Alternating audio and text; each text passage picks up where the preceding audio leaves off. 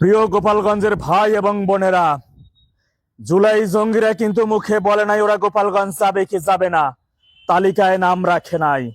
সর্বাত্মক প্রস্তুতি কিন্তু ভিতরে ভিতরে নিয়ে রাখতে হবে।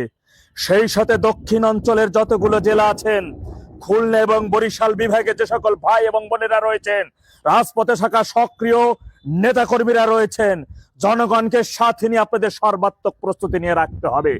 এবার যদি ওরা আপনাদের জেলায় প্রবেশ করে, অন্তত পক্ষে একটাকে হইলেও প্রথম শ্রেণীর জুলাই জঙ্গি এই সকল সমন্বয়ক নামক ওদের একটারে হইলেও আবু সাইদ করে দিতে হবে। আপনারা জানেন 25 সালে সেনাবাহিনীর ভিতরে থাকা বিহারির বাচ্চারা গোপালগঞ্জে গিয়ে গণহত্যা চালিয়েছিল, অথচ যাদেরকে ওরা ওদের ট্যাঙ্ক সাজোয়াজানের মধ্যে ঢুকিয়ে আশ্রয় দিয়ে ঢাকায় পৌঁছে দিয়েছিল, ওরা গোপালগঞ্জের মাটিতে দাঁড়াই এই বাংলাদেশের মহান স্থপতি স্বাধীনতার ঘোষক নিয়ে এবং তার কন্যা জননেত্রী শেখ হাসিনাকে নিয়ে অপমানজনক মন্তব্য করেছিল, তার মাজার নিয়ে অপমানজনক কথা বলেছিল, আর তাদেরকে প্রশ্রয় আশ্রয় দিয়েছে আজকের এই সেনাবাহিনী।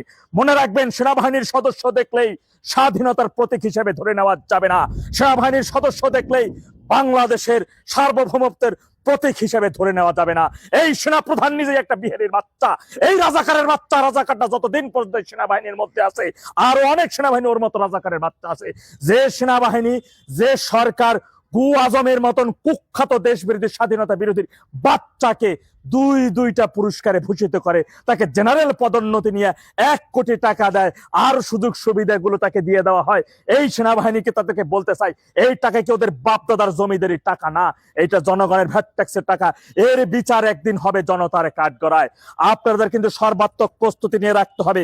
এবার যদি সেনাবাহিনীর কোন সদস্য এই সকল জুলাই জঙ্গিদেরকে সিকিউরিটি দেওয়ার জন্য সাধারণ মানুষের উপরে একটা গুলি চালায়, সারা বাংলাদেশ ধাউ ধাউ করে জ্বলবে, সারা ক্যান্টনমেন্ট ধাউ ধাউ করে জ্বলবে। বিহারীর বাচ্চা যে যেখানে আছে না কেন, কোন বিহারীর বাচ্চাকে আমরা ছাড় দেব না ইনশাল্লাহ। পুলিশ হোক আর সেনাবাহিনী হোক, আর যদি ওরা এই স্বাধীনতা বিরোধী এই জামাতি পাকিস্তানি জুলাই জঙ্গিদের পক্ষ নিয়ে নিরীহ সাধারণ মানুষের উপরে গুলি চালায়, তার পরিণাম হবে অত্যন্ত ভয়াবহ। সে যত বড় ক্ষমতাধর ব্যক্তি হোক না কেন, তার পরিচয় জনতার আদালতে একটাই, ও বিহারীর বাচ্চা, ও স্বাধীনতা বিরোধী দেশ ধ্বংসকারী জুলাই জঙ্গিদেরকে সিকিউরিটি দিচ্ছে, তাদের আশ্রয় প্রশ্রয় দিয়ে বাংলাদেশকে ধ্বংস করছে। সুতরাং তার বিচার অনিবার্য হতে হবে। মহান মুক্তিযুদ্ধের মাধ্যমে বাংলাদেশে যে সেনাবাহিনী তৈরি হয়েছে, সেই সেনাবাহিনী 24-এর 5 আগস্ট কলঙ্কিত হয়েছে। এই সেনাবাহিনী আপনারা দেখেছেন, দেশবাসী দেখেছে, এই সেনাবাহিনীর মধ্যে থাকা একদল হায়নার দল, একদল বিহারীর বাচ্চার দল, তারা বাংলাদেশের মহান স্থপতি বঙ্গবন্ধু শেখ মুজিবুর রহমানের ভাস্কর্য কিভাবে ভেঙেছে।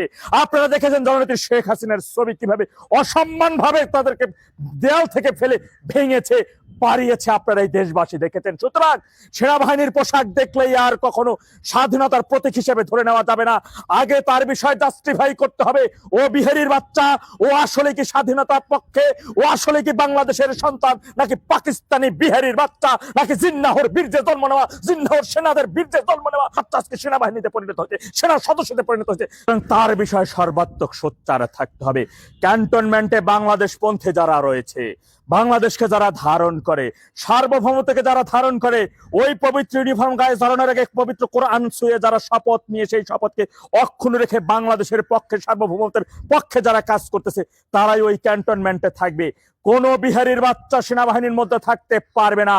গু আজমের মতন কুখ্যাত রাজাকার দেশ বিরোধীর বাচ্চাকে যারা জেনারেল পদোন্নতি দেয় এবং বাংলাদেশ বিরোধী আন্তর্জাতিক জঙ্গি ও সন্ত্রাসীদের সাথে আতাত করে বাংলাদেশ ধ্বংসের জন্য যে কর্নেল হাসিব নামক এই সন্ত্রাসী কর্মকাণ্ড অব্যাহত রাখে, তাদেরকে যে সেনাবাহিনী, যে সকল অফিসাররা পদোন্নতি দিয়েছে, যে সরকারের স্বাক্ষরিতে, যে সচিবের স্বাক্ষরে তাদের পদোন্নতি হয়েছে, ওরা দেশ বিরোধী, ওরা বিহারীর বাচ্চা, ওরা স্বাধীনতা বিরোধী, ওরা রাজাকারের বাচ্চা। ওদের বিচার জনতার আদালতে হবে। বাংলাদেশ পন্থী বাংলাদেশকে ধারণ করেন যে সকল সেনাবাহিনীগণেরা রয়েছেন, আপনাদের উদারত আহ্বান জানাবো, আপনাদের প্রস্তুতি নিতে হবে, প্রস্তুতি রাখতে হবে। বাংলাদেশ রক্ষার জন্য আপনাদের সর্বাত্মক ভূমিকা এখন দেশবাসী দেখতে চায়। আপনারা আর কত দেশ বিরোধী, স্বাধীনতা বিরোধী, রাজাকারের বাচ্চা, জুলাই জঙ্গিদের আশ্রয় এবং প্রশ্রয়দাতা হবেন? আপনাদের কি নিজেদের মা বাবা নাই? দেশের প্রতি কি আপনাদের ন্যূনতম দায়বদ্ধতা নাই? সেই ন্যূনতম দায়বদ্ধতা থেকে বলবো, যত বড় কঠিন সময় আসুক না কেন, আপনি যদি সাহস রেখে, আপনি আপনার শপথ অক্ষুণ্ণ রেখে যদি আপনার দায়িত্ব অবিচল থাকেন, তাহলে দেশবাসী আপনাকে সম্মানিত করবে। আপনি যদি মারাও যান, আপনি শহীদ পথ, আপনি শহীদের সম্মানে সম্মানিত হবেন। মহান রব্বুল আলামিন মৃত্যুর পরে হলেও আপনাকে উপযুক্ত পুরস্কারে ভূষিত করবে। তাহলে কিসের ভয় পাচ্ছেন স্বাধীনতা বিরোধী রাজাকারের বাচ্চাদের কর্তৃক? কিসের ভয় পাচ্ছেন দেশ বিরোধীদের? আপনারা ঘুরে দাঁড়ান দেশের পক্ষে, দেশের মানুষের পক্ষে, সার্বভৌমত্বের পক্ষে। দেশের 18 কোটি জনগণ আপনার সাথে থাকবে। তাই দ্রুত সময়ের মধ্যে সেনাবাহিনীর মধ্যে ঘাপটি মেরে থাকা বিহারির বাচ্চাদেরকে শনাক্ত করে, চিহ্নিত করে তাদের বিরুদ্ধে রুখে দাঁড়ান। তা না হলে তাদেরকে আশ্রয় দেওয়ার জন্য কিন্তু দেশবাসী আপনার বিরুদ্ধে সোচ্চার হবে, প্রতিবাদ করবে। মনে রাখবেন, 71 সালে বাংলাদেশে কোনো সেনাবাহিনী ছিল না। এই সেনাবাহিনী ছাড়াই কিন্তু দেশ মাতৃকার টানে সাধারণ জনগণ ঐক্যবদ্ধ হয়ে বঙ্গবন্ধুর এক ডাকে সাড়া দিয়ে 7.5 কোটি মানুষ রাস্তায় ঝাঁপিয়ে পড়েছিল। 30 লক্ষ মানুষ মৃত্যুবরণ করেছে, নিহতের ঘটনা ঘটেছে। তারপরে কিন্তু তাদের দাবায় রাখা যায় নাই।